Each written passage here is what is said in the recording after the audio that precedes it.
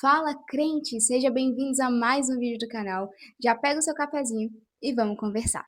E o assunto do vídeo de hoje é como fazer devocional e manter prioridade. Ó, você já viu que o assunto hoje tá maravilhoso. Eu tenho certeza que tem muita gente com dúvida nisso.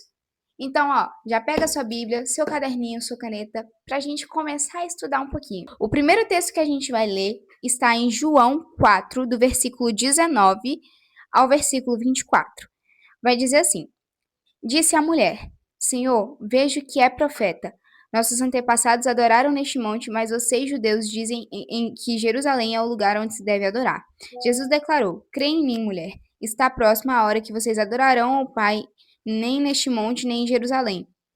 Vocês, samaritanos, adoram o que não conhecem. Nós adoramos o que conhecemos, pois a salvação vem dos judeus. No entanto, está chegando a hora, e de fato já chegou, em que os verdadeiros adoradores adorarão o Pai em espírito e em verdade. São estes os adoradores que o Pai procura. Deus é espírito e é necessário que os seus adoradores o adorem em espírito e em verdade. Vamos só dar um ênfase nesse versículo 24 aqui. Deus é espírito e é necessário que os seus adoradores o adorem em espírito e em verdade. Ó, eu tô aqui com o meu computador, com o rascunho dessa palavra, tá bom? Pra eu conseguir transmitir essa palavra com mais facilidade para vocês. Então, primeiro vamos entender um pouquinho, vamos trazer um pouquinho do contexto histórico. Primeira coisa que eu vou abordar aqui com vocês sobre esse contexto histórico é que entre samaritanos e judeus existia uma certa rivalidade política e religiosa, aonde a mulher samaritana até falou aqui no texto, né? Aonde os samaritanos adoravam a Deus no monte, que é o Monte de Gerizim, e os judeus acreditavam que o lugar certo de se adorar era no templo em Jerusalém. E e por eles terem essa rivalidade, acabou que eles não se misturavam por esse choque mesmo de religião, usos e costumes, certo? E o que mais chama atenção nesse texto é justamente samaritanos e judeus terem esse choque, né, de usos e costumes, e Jesus se dispor, né, se colocar ali naquele lugar de ouvinte para aquela samaritana. Então, no contexto dessa história, basicamente, como eu já disse, Jesus ele estava ali descansando, entre aspas, né? E chegou uma mulher samaritana, para tirar a água do poço, né? Que foi o poço que foi criado por Jacó. E enfim. E aí, Jesus ele vira para a samaritana e fala: Dá-me de beber, né? Pois tenho sede. E aí, ela foi lá e falou assim: Por acaso o senhor não sabe que eu sou samaritana? Não será bem visto se as pessoas me verem conversando com você, sendo eu samaritana e você judeu. Naquela época, os homens judeus, eles já tinham uma cultura de não conversarem a sós com mulheres, principalmente elas sendo samaritanas, e vice-versa. Não era bom, não era legal aos olhos da sociedade ver um homem e uma mulher conversando a sós, sem terem alguma relação, sendo irmão, primo, parente, etc. Esposo, esposa, não era bem visto. E vale a pena ressaltar que, como eu já disse, Jesus ele não faz nada sem propósito.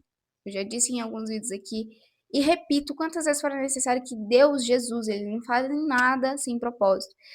E é engraçado, é curioso de se ver que os poços naquela época eram conhecidos como os lugares de encontros, de relacionamento. Então, Jesus ele não parou ali só por um acaso. Ele queria nos mostrar que ali onde era um lugar de relacionamento, um lugar de encontro, ele queria encontrar aquela mulher. Agora vamos para o contexto que essa mulher vivia, porque aí você vai entender melhor essa passagem da mulher samaritana. Naquela época, as mulheres costumavam ir tirar água do poço logo cedo, de manhã, por conta que o sol estaria mais fresco. Todas as mulheres iam a esse horário, só que ela aparece no texto tirando a água desse poço ao meio-dia.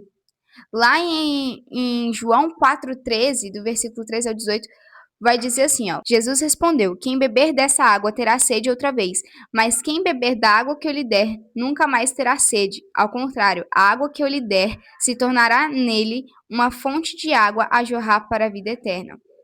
A mulher lhe disse: Senhor, dê-me dessa água para que eu não tenha mais sede, nem precise voltar aqui para tirar água. Ele lhe disse: Vá e chame o seu marido e volte. Não tenho marido, respondeu ela. Disse-lhe Jesus: Você falou corretamente, dizendo que não tem marido. O fato é que você já teve 5, e o homem com quem agora vive não é o seu marido. O que você acabou de dizer é verdade. Então aqui, provavelmente a gente já tem um motivo dela ser excluída por essa sociedade. Porque, sociedade eu falo no todo, né? Porque não era bem visto naquela época e nem hoje, né? O fato de se casar várias vezes, porque o casamento era algo santo, era algo que tinha que ser da vontade de Deus, a vontade soberana de Deus, também era usada muito para negócios, entendeu? Tipo assim, eu apresento meu filho para sua filha e a gente tem negócios com a família e etc. Normalmente acontecia assim, entendeu? Então, a gente já vê como ela já teve 5 maridos e a pessoa com quem ela vive hoje não é casada com ela, o famoso brincar de casamento que a gente vive hoje, né? Que a gente vê muitas pessoas hoje que namoram morando juntas. É basicamente isso que ela estava vivendo nessa época, nessa ocasião aqui. Isso acaba se levantando como uma provável causa dela ser excluída pela sociedade, principalmente por essa sociedade feminina. Mas eu não quero ficar com vocês aqui só em contexto histórico, não. Eu quero fazer vocês entenderem de fato o que é um relacionamento com Deus. Logo aqui, no versículo 19, vai dizer: Disse a mulher: Senhor, vejo que é profeta. O versículo 19 é só isso. Disse a mulher: Senhor, vejo que é profeta. Aqui é interessante, se percebe que ela reconhece Jesus como um profeta. Por quê? Porque Jesus ele acabou de contar a própria história dela para ela.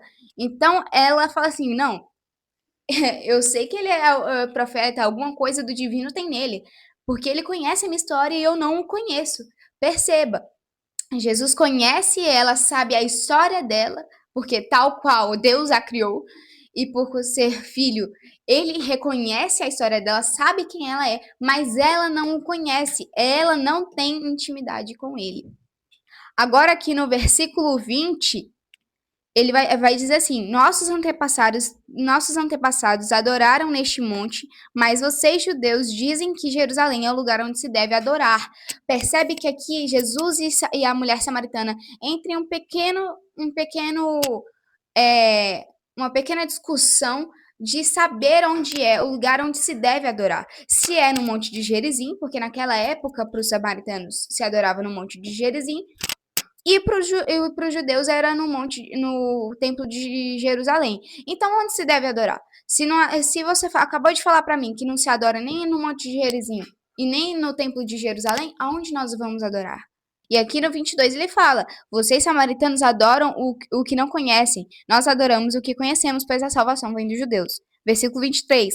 No entanto, está chegando a hora, e de fato já chegou, em que os verdadeiros adoradores adorarão ao Pai, em espírito e em verdade. São estes os adoradores que o Pai procura. Deus é espírito e é necessário que os seus adoradores o adorem em espírito e em verdade. Agora presta atenção nisso aqui que eu vou falar agora. Então vamos lá. No versículo 24 aqui ele vai dizer: Deus é espírito. Logo, se eu não tenho espírito, eu não consigo acessar a Deus. Jesus é o caminho, a verdade e a vida. Ninguém acessa ao Pai se não for por mim. Então, em espírito é quando eu busco Jesus, recebo Jesus e naturalmente eu alcanço o Pai, a Deus. E aí, quando ele vai falar em espírito e em verdade, a verdade é a intencionalidade de buscar a Deus. A verdade é a sinceridade em que você busca a Deus. No sentido de eu estou buscando por quem Ele é, porque Ele fez por mim, entendeu? Pelo sacrifício dele de entregar o seu filho unigênito para mim. Mas não apenas por isso, mas principalmente por quem Ele é, pela essência de Deus. E quando eu falo em espírito e em verdade, eu estou falando de buscar a Jesus para acessar a Deus. Aí, em verdade, eu estou falando para você buscar com sinceridade. O que é buscar com sinceridade, Samara? É eu entender que buscar Jesus muitas das vezes vai fazer com que eu não sinta, eu não vou ver, eu não vou sentir, eu não vou tocar, mas eu creio no Deus que eu sirvo. Amém? Porque eu creio num Deus do invisível, onde eu não vejo, mas a minha fé não está limitada àquilo que eu vejo, àquilo que eu sinto, mas sim naquilo que eu creio. Amém? Então, buscar com sinceridade em espírito e em verdade é quando eu estou no espírito, eu sou do espiritual e sei que eu tenho que adorar mesmo sem ver. Amém? Porque eu tenho que ter sensibilidade o suficiente para discernir a voz de Deus. Entende? A ponto de eu não precisar ver, tocar, sentir para saber que Deus está na casa.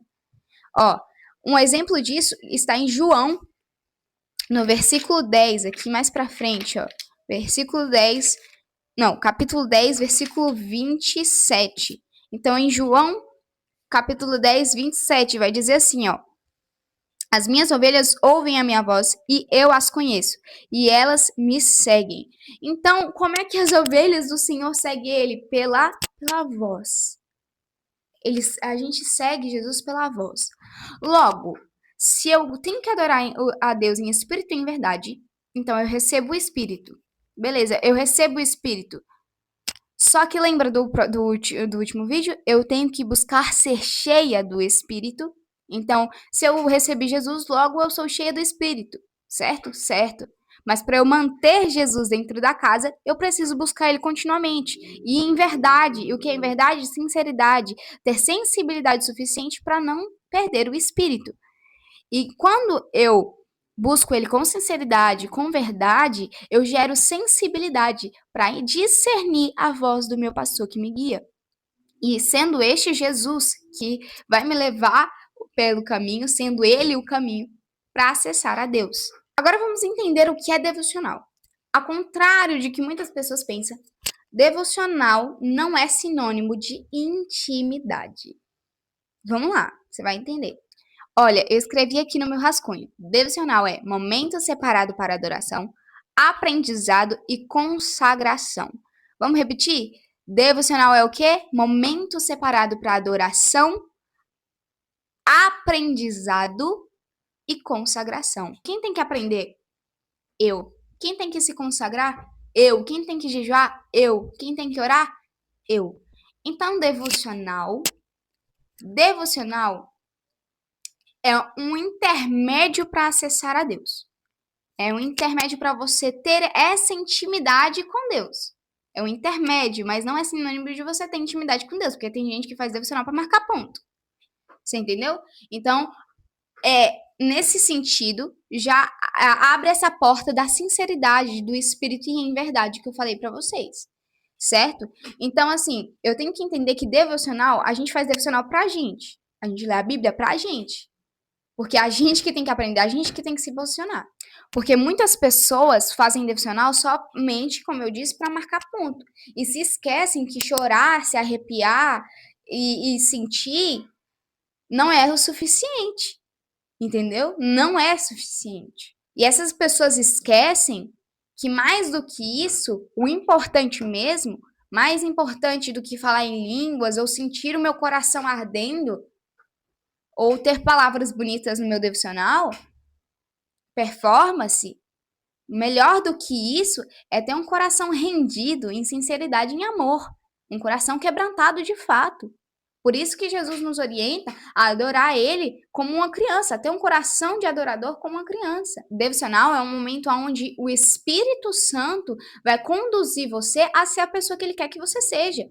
Então, devocional nada mais é do que um espaço para Jesus, o Espírito Santo, te orientar aonde você está andando pelo caminho que é Jesus, e nesse caminho você vai ser forjado, vai ser preparado. Então, ler a Bíblia, jejuar e orar, não, tudo bem que pode ser uma forma de adorar a Deus, mas é principalmente para você, porque é você que precisa se santificar. Então, devocional não é um momento, não é sinônimo de intimidade. O quanto mais eu busco, mais logo eu tenho intimidade com Deus, mais eu sou forjada por Deus. Mas isso não significa que eu tô fazendo devocional, eu sou super crente, entende? Isso é o essencial, é o mínimo. E eu vou te falar um negócio, quem tá acostumado a fazer o mínimo para Deus, quando faz o mínimo acha que é grande.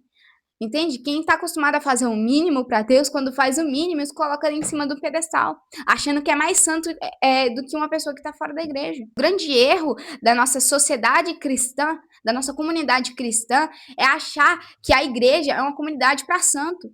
É um museu para santo, onde a gente compete, sobe um em cima do outro para ver quem é mais santo e para quem chega mais perto de Deus. E eu vou te dizer uma coisa: muitas pessoas deixam de acessar a igreja. Muitas pessoas deixam de ir para a igreja justamente por achar que não é santo o suficiente, se esquecendo da essência da igreja, que sabe qual que é? Que é eu ir com o pecado, não é eu permanecer com o pecado, é eu ir com o pecado e deixar Jesus tratar. Nós, como igreja, estamos querendo fazer o trabalho do Espírito Santo, querendo julgar com a pessoa pelo pecado que ela tem, só que a gente se esquece do nosso pecado que está escondido há muito tempo. O devocional, ele não tem que ser algo rotineiro. Eu quero que você entenda isso. O devocional ele não tem que ser algo rotineiro, ele tem que ser algo íntimo, profundo e com essência.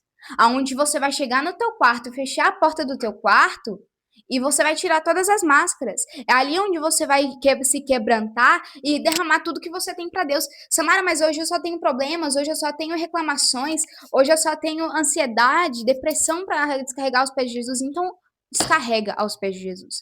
Porque essas coisas que você me citou agora só vai ser quebrada aos pés de Jesus, porque o nome dele é poder, ele é poder. Então, se a gente sabe que ele é poder, nós sabemos que a gente pode descarregar tudo nele, porque é só nele que pode ser quebrado.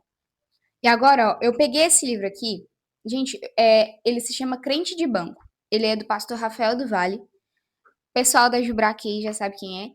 E assim, gente, não é puxando saco. Não é puxando saco. Eu admiro demais o trabalho do pastor Rafael do Vale. Esse livro, eu tive a oportunidade de receber e ler ele de uma forma assim que eu falei, cara, parece que Deus está sussurrando do teu lado, assim, no teu ouvido. E assim, não é puxando saco, tá? É só porque eu admiro demais o trabalho dele e acredito que todo cristão deveria ler esse livro, porque é um livro que transforma, é um livro educador, onde você vai ter uma metanoia mesmo, de pensamentos assim, é, que você tinha, sabe, como padrões assim da sua vida espiritual, ministerial e congregacional.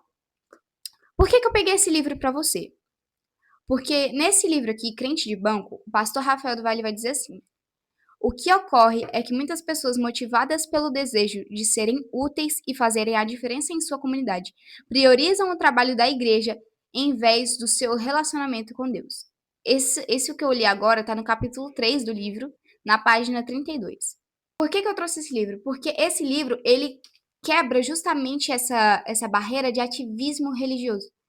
Tipo assim, você não... o que é ativismo religioso? É quando você faz algo na tua igreja, só que sem significado. É como se você estivesse trabalhando para Deus sem conhecer.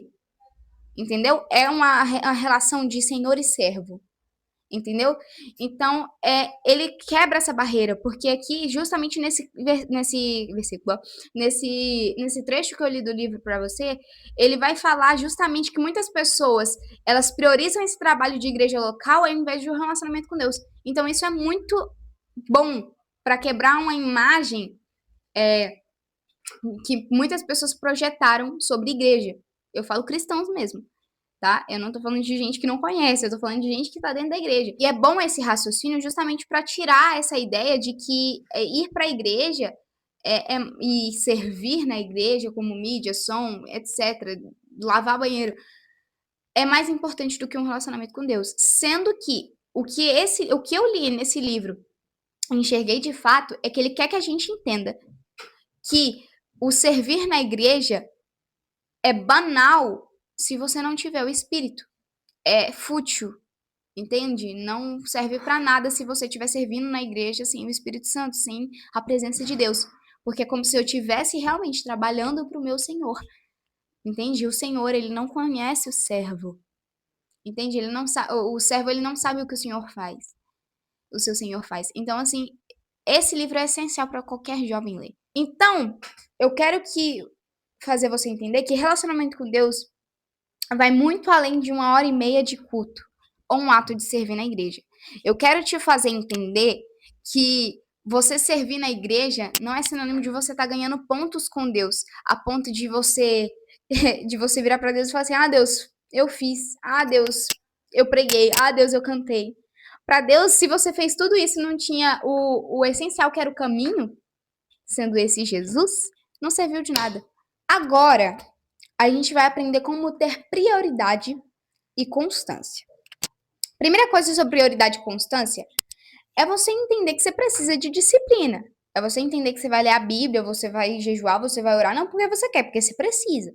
Se você tá querendo só o que você quer, tá fazendo só o que você quer, você já é um crente mimado. Onde você não recebe, você não consegue ter os seus próprios limites. Onde Deus fala é até aqui e você quer ultrapassar. Você tá entendendo? Então, assim, você tem que rever os seus conceitos de santidade. Se você ainda tá querendo fazer só o que você quer, tá na hora de você sair do leitinho, entendeu? E começar a comer algo mais sólido. Eu quero que você entenda que nada começa do nada. Tudo é uma semente que, por intermédio do Espírito Santo, vai florescer. Aí entra o fruto do Espírito. Eu quero que você entenda que toda palavra que a gente se alimenta dela, toda palavra que seja um versículo que seja, é uma semente lançada, você sai alimentado. Que logo, se eu busco o Espírito Santo todos os dias, se eu busco ter essa intimidade todos os dias, ela vai florescer, entende? Porque a gente só planta e rega, mas quem faz florescer o fruto é o Espírito de Deus. Então, o conselho que eu te dou é: coma a palavra. Uma coisa que a gente tem que entender é que não vamos ter intimidade com Deus se não dermos o primeiro passo. Porque Deus, Jesus, eles não são invasores. Entende? Eles estão querendo que você abra a porta do teu quarto, deixe ele entrar e fecha para vocês terem uma intimidade. Você precisa ter o primeiro passo. Você não pode ter só um anseio no seu coração. Ah, Deus sabe do anseio que está no meu coração. Sim, Deus sabe, mas quando você vai dar o primeiro passo? Zaqueu, ele tinha um anseio de saber quem era Jesus. Mas o que levou Jesus para dentro da casa dele foi o ato dele descer da figueira. Para de fazer essa oração de que você tem um anseio e começa a dar o primeiro passo, irmão. Porque o que vai te levar a ter Jesus dentro da sua casa vai ser o primeiro passo que tu vai dar. Que você sempre fala que vai começar na segunda e nunca começa. Eu quero que você entenda um negócio muito importante aqui. Tem muita gente que tem desejo de fazer missão, desejo de pregar, de fazer e de acontecer. Mas eu quero que você entenda o seguinte: Deus, ele não quer te levar para lugar nenhum sem antes te ter. Como é que você vai falar de algo com propriedade, sendo que você não conhece, sendo que você não tem relacionamento? Não tem como eu falar de Cristo, sendo que ele não me transformou primeiro. Querer que Deus cure, sendo que eu não estou curada. Se Deus não te transformou ainda, como é que você quer ser usada para transformar outras pessoas? Porque pessoas curadas curam. Não adianta eu não ter recebido o Espírito Santo, aceitado ele como meu único e suficiente Salvador, e querer pregar para o outro ser liberto. Não tem como, não bate a conta, não fecha. Ó, e agora eu quero ler com vocês aqui Mateus, capítulo 6, versículo 6, que vai dizer assim: Mas quando você orar, vá para o seu quarto, feche a porta e ore ao seu pai que está em secreto. Então seu pai, que vê em secreto, o recompensará. Vamos para a ordem dos fatos? Primeiro você vai entrar no seu quarto, fechar a porta e buscar o pai. E depois que você buscar o seu pai, ele te recompensará. Então não é eu sentir para buscar, é eu buscar até sentir. Porque você percebe aqui no texto que eu oro e depois Jesus me recompensa? Depois Deus me recompensa? Pois é, não é Deus me recompensa e depois eu oro. Você tá entendendo? É eu buscar para sentir, é buscar até sentir. O grande erro da nossa juventude cristã é querer viver de momentos, entendeu? Achar que ter intimidade com Deus é o fato de eu estar arrepiando todo momento. Eu quero te dizer uma coisa, tá? Falar em línguas, arrepiar, rodar, não é sinônimo de intimidade com Deus, porque tem muita gente que finge que ora, que finge que prega, que finge que adora, que finge que fala em línguas, que finge que, mas não adora com sinceridade. Não adora com verdade, você tá entendendo? E aí é por isso, aí eu quero te levar, é por isso que Deus busca os verdadeiros adoradores. Ele procura os verdadeiros adoradores que o adorem em espírito e em verdade. Porque se todo mundo adorasse o Pai em espírito e em verdade, ele não necessitaria de procurar. Quem é você no meio dessa multidão aí? Porque em meio a uma multidão, Jesus sentiu sair virtude de apenas uma mulher. Em meio de uma multidão toda tocando ele só sentiu sair virtude de uma mulher que o tocou pela fé que ela tinha. Uma coisa eu quero que você entenda. Uma coisa é ter prioridade e outra coisa é ter primícia. Vamos lá para a definição de cada um? Prioridade é dar preferência, atenção especial ou tratamento preferencial. Agora, primícia é o início ou algo entregue em primeiro lugar. Uma coisa que eu quero que você entenda é que uma coisa é ter Jesus como primeiro lugar e Jesus como centro. Eu vou repetir para você, se eu acho que você não entendeu. Prioridade é dar preferência. É eu começar o meu dia dando preferência para aquilo que é divino, para aquilo que é sagrado. Outra coisa é ter primícia, onde eu já inicio o meu dia já com Jesus, mas eu não deixo só ali no começo do dia. Eu levo Jesus, entendeu? Eu levo Jesus Cristo pro meu dia. Você entendeu? Então, assim, eu quero que você entenda que quando nós colocamos Jesus em primeiro lugar, isso significa que ele pode ser o terceiro, o quarto, o quinto ou o sexto. Mas quando Jesus é o centro da minha vida, não tem como eu tirar. Porque se ele é o centro, ele é a base. Entendeu? Ele é o alicerce. E sem ele eu não vou nem para a direita, nem para a esquerda, não tomo nenhuma decisão. Então Jesus é o centro da minha vida. Repita comigo, Jesus é o centro da minha vida.